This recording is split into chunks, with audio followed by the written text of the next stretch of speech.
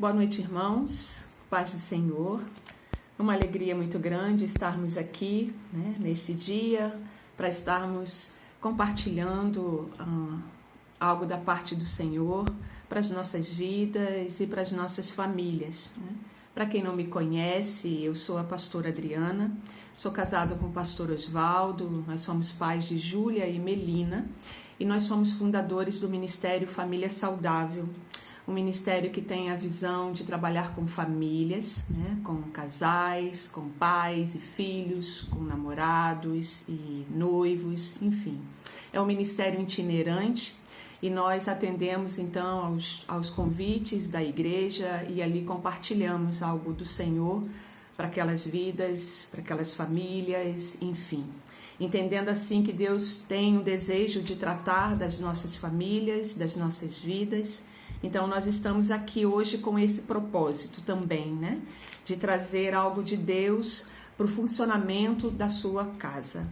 E eu queria te convidar a você nessa hora abrir o seu coração para que você possa receber de Deus uma palavra de direção, uma palavra de consolo, uma palavra de exortação, enfim, uma palavra que vai te ajudar a entender, a esclarecer, a trazer clareza, a trazer entendimento sobre uma situação, sobre aquilo que você tem buscado, aquilo que você não tem entendido, aquilo que Deus mesmo quer fazer na sua família, no seu relacionamento, seja ele de casal, seja ele com seus filhos, seja ele com seus irmãos também, Eu queria que você estivesse abrindo o seu coração para receber de Deus essa palavra, É uma palavra muito conhecida, mas é uma palavra que eu mesmo entendo que é uma palavra vinda dos céus, para as nossas vidas. E eu gostaria de ler nessa hora o Salmo de número 128, Esse salmo eu o intitulo como retrato de uma família saudável. Toda vez que eu penso no funcionamento de uma família e na possibilidade desse funcionamento, eu gosto de me deter no Salmo 128, porque eu acredito que esse salmo, ele de fato, ele relata, ele descreve o que é uma família saudável, E eu vou ler então os 4 primeiros versículos desse salmo, que diz assim: Bem-aventurado o homem que teme ao Senhor e anda nos seus caminhos. Do trabalho de tuas mãos comerás, feliz serás e tudo te irá bem. Tua esposa no interior de tua casa será como a videira frutífera, teus filhos como rebentos da oliveira à roda da tua mesa. Eis como será abençoado o homem que teme ao Senhor. O título que o pastor então pediu para que estivéssemos trabalhando nesse dia é o título que fala sobre famílias fortes, igrejas fortes, E esse título ele é uma afirmação, ele não é uma pergunta, ele não faz um questionamento, ele afirma, Famílias fortes, igrejas fortes. Mas por muito tempo, talvez você, eu, nós acreditávamos no contrário. Achávamos que a igreja forte geraria famílias fortes. Porém, isso nunca aconteceu. Por que isso nunca aconteceu? Porque a igreja, ela sempre vai ser o reflexo dos relacionamentos familiares. Sempre vai refletir os relacionamentos de uma família. E o Salmo 128 é esse retrato que nós vamos, então, estar meditando em cima dele, mas ele é apenas um retrato. Ele é apenas uma demonstração de como uma família saudável se relaciona, Mas o alicerce desse salmo, ele se encontra lá no livro de Gênesis, onde tudo começou. E eu sempre falo que para falar de família, nós precisamos ir para o princípio, onde tudo começou. E por que a gente precisa ir para o princípio? Porque quem criou a família foi Deus. Quem formou a família foi o nosso Deus. Nós mesmo repetimos que família é um projeto de Deus, né?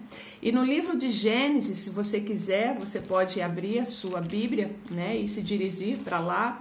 No livro de Gênesis, no capítulo 1, nós vamos ver Deus, após criar os céus, a terra, né, todos os animais, enfim, Deus então ele determina a criação do homem. E ele determina e assim ele faz. E me chama a atenção, por que Deus não criou a mulher no mesmo momento? Já que ele sabia onde ele queria chegar. O que ele estava querendo dizer com o fato de criar o homem primeiro? O que Deus estava querendo deixar registrado para nós, né? O fato dele não ter criado toda a família. O fato dele não ter criado junto o casal. Porque Deus então cria Adão. E eu então penso que Deus cria primeiro o homem para que esse pudesse ter um relacionamento pessoal com ele. Parece que Deus estava querendo dizer ou estava dizendo que antes do homem se relacionar com a mulher, ele precisava primeiro se relacionar com Deus. E quando eu olho então para o Salmo 128, a primeira coisa que eu vejo nesse salmo é um homem que se relaciona com Deus. É um homem que teme a Deus e o obedece. Então, antes de eu ver o funcionamento dessa família, antes de o salmista falar sobre a esposa, antes de o salmista falar sobre os filhos, o salmista, ele destaca a vida desse homem. E ele fala que esse homem era um homem temente e um homem que andava nos caminhos do Senhor. E essa é a primeira verdade que eu quero deixar para a tua vida nesta noite. Eu quero deixar a primeira verdade que diz que para ter uma família forte, o homem precisa ter um relacionamento pessoal com Deus. Ou melhor, uma família forte nasce do relacionamento do homem com Deus. A família do Salmo 128 inicia-se destacando primeiro o relacionamento do homem com Deus, como nós já dissemos.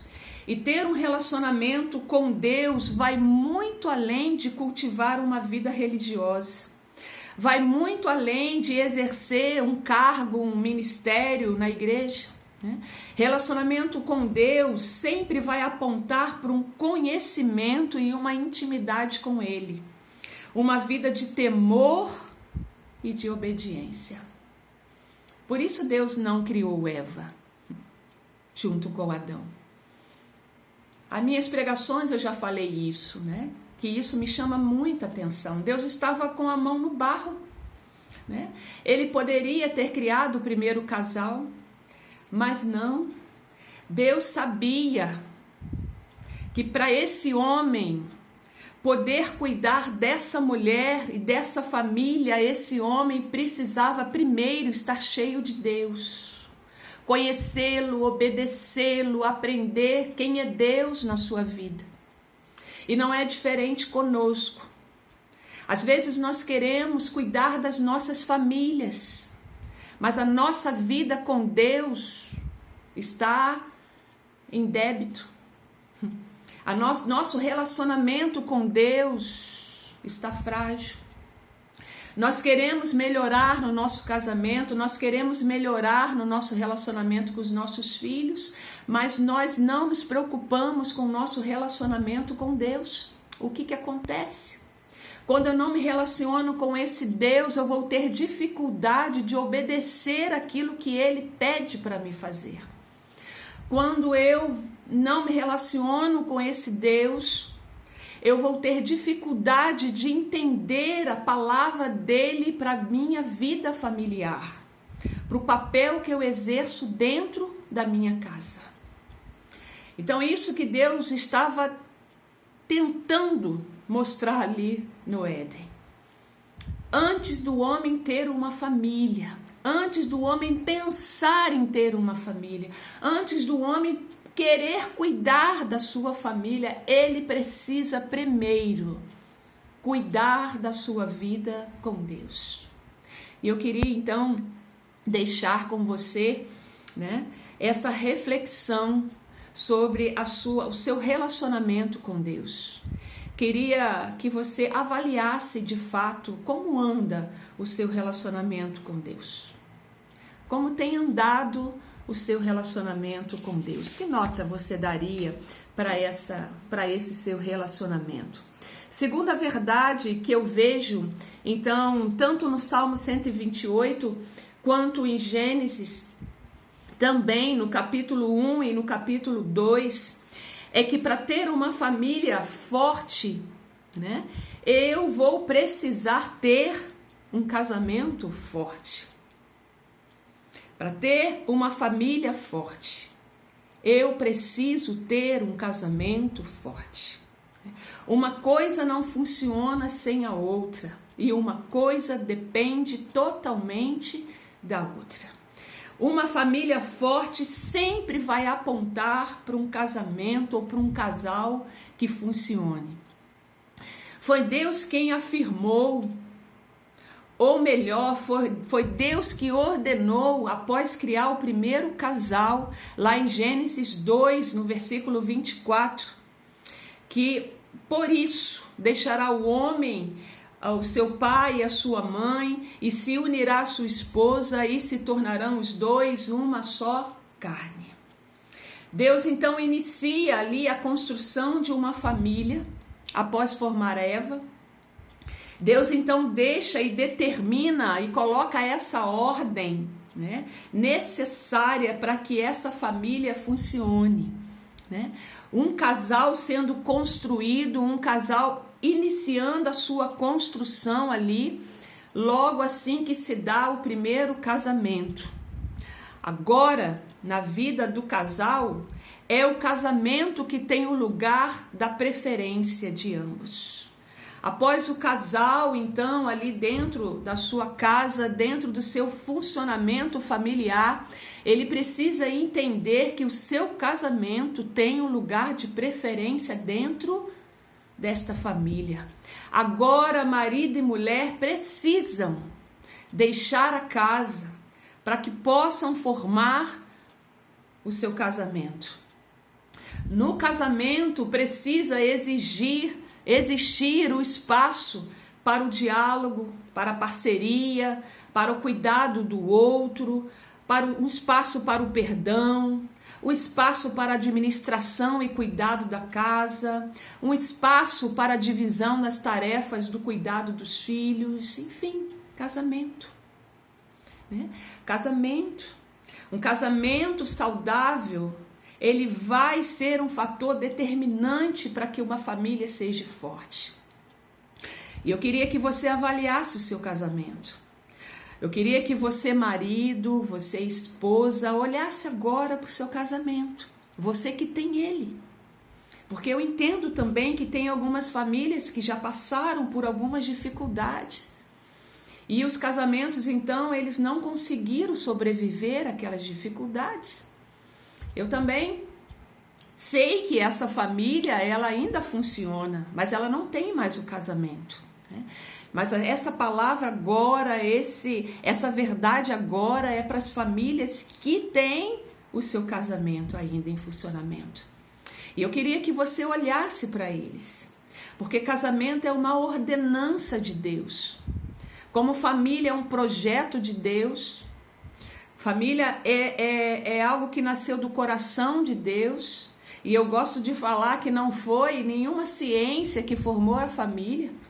Deus deu somente o privilégio da ciência estudar o comportamento familiar e os relacionamentos dentro de uma família. Mas a ciência não inventou a família. como também a ciência não inventou o casamento. Quem ordenou o casamento foi Deus. E Ele ordenou, e Ele então quer que esse casal, Ele então construa o espaço para que esse casamento funcione dentro de uma família. E para que esse casamento possa funcionar, é necessário que esse casal cuide dessa relação. E cuide dessa relação em todos os sentidos, porque não é fácil estar casado, não é fácil manter um casamento, mas não é impossível. E parece que Jesus então quis dizer isso quando ele realizou o seu primeiro milagre dentro de um casamento, uma festa de um casamento, querendo dizer para nós que às vezes pode faltar coisas no casamento e que nós podemos recorrer a Ele e que Ele vai nos direcionar aquilo que precisa ser feito para que aquilo que foi perdido volte para os nossos relacionamentos familiares. Foi isso que João registrou naquela bodas de Caná. É isso que Deus deixou registrado no primeiro livro da palavra de Deus, em Gênesis, que o casamento existe, mas ele existe para ser formado, para ser construído. E ele fala então que o homem deixa a casa dos seus pais e se une à sua esposa e se tornam os dois uma só carne. Avalie então o seu relacionamento conjugal. Há quanto anda o seu relacionamento? O seu dia a dia, o diálogo, a parceria, a cumplicidade, a ajuda mútua, o perdão. Como anda isso dentro da sua casa? Como seus filhos têm olhado para o seu casamento? Qual é a referência que você tem deixado do amor de um homem para com a mulher, do amor de uma mulher para com o homem? O que você tem registrado na vida dos seus filhos sobre vida conjugal? Avalie o seu relacionamento. Você que tem pedido a Deus uma transformação na sua família. Você que tem pedido a Deus uma transformação na vida dos seus filhos. Você que tem pedido a Deus uma transformação no seu casamento. Avalie como anda o seu relacionamento, como anda o seu papel.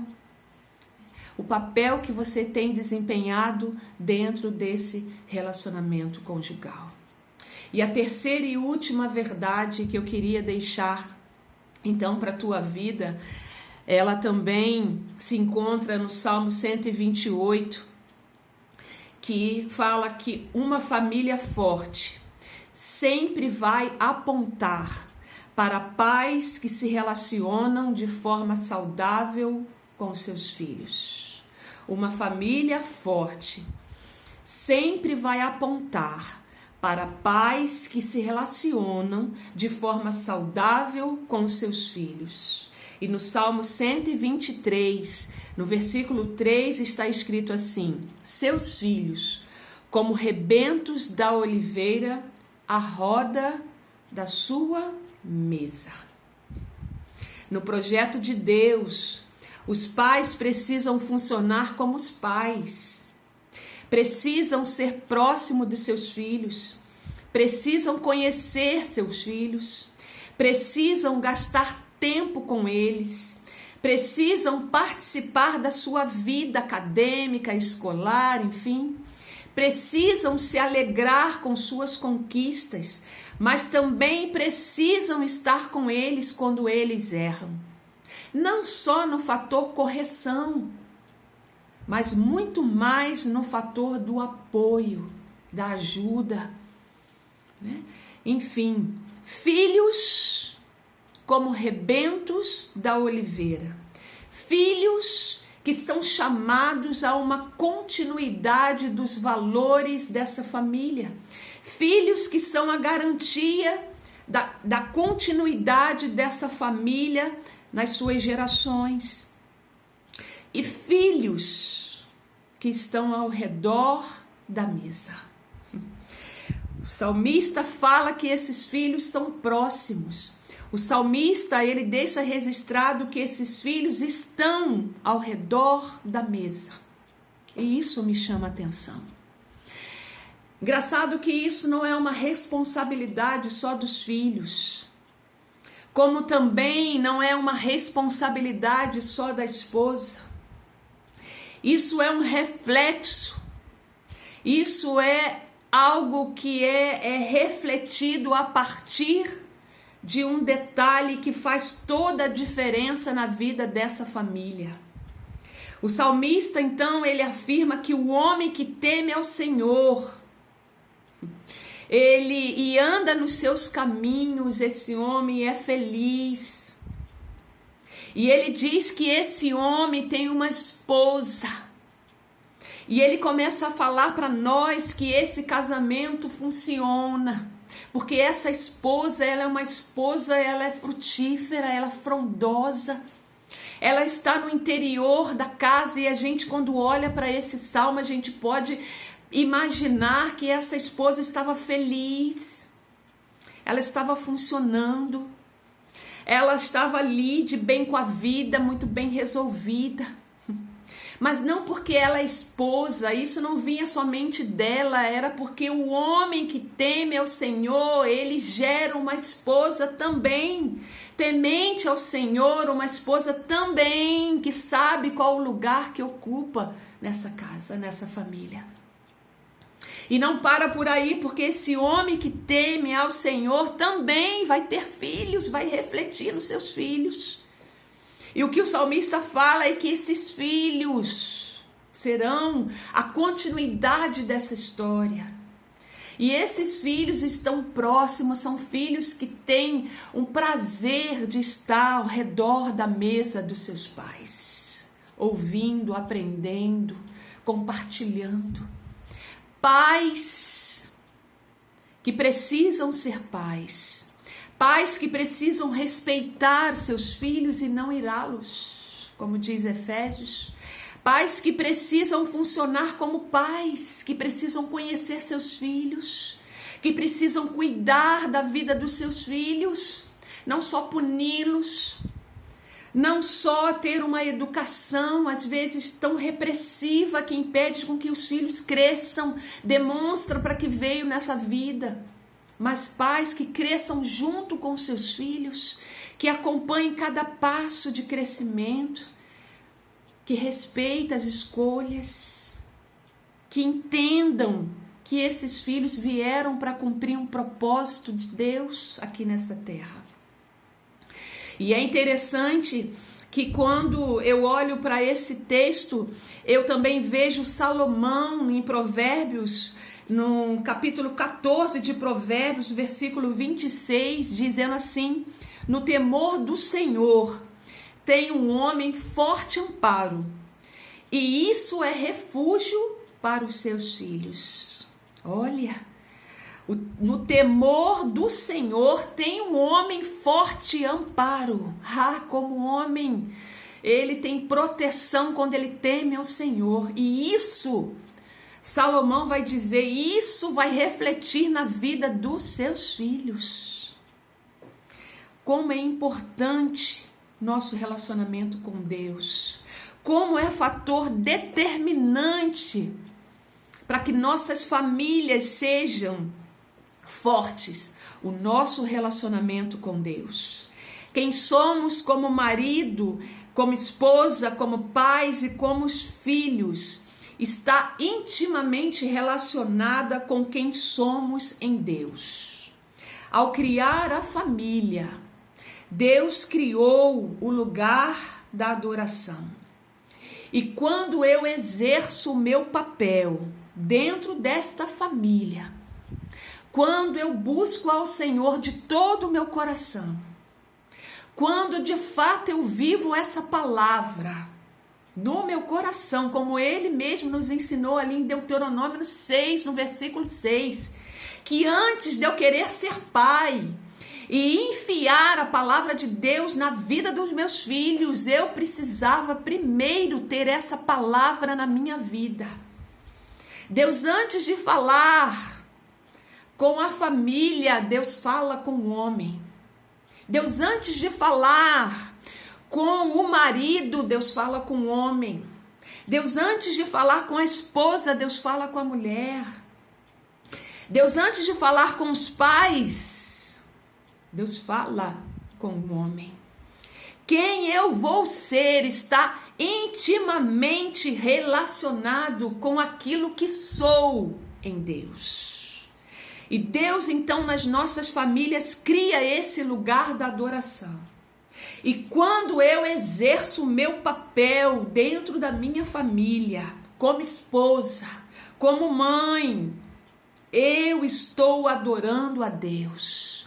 Quando eu exerço o meu papel dentro da minha família, de acordo com aquilo que Deus me ensina, como esposa, Efésios 5, esposa que honra o marido, que respeita o marido, esposa que cuida da sua casa, esposa, como Pedro fala, que não vai ganhar o marido de tanto falar, mas com o seu proceder, com o seu comportamento, com o seu testemunho de vida.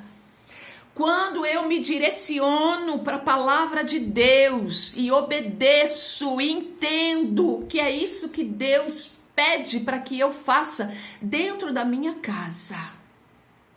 Saiba você, esposa, saiba você, marido, saiba você, pais, que Deus recebe sim a sua adoração dentro da sua família. A palavra diz, a palavra nos mostra, deixa bem claro que o nosso primeiro ministério é dentro da nossa casa.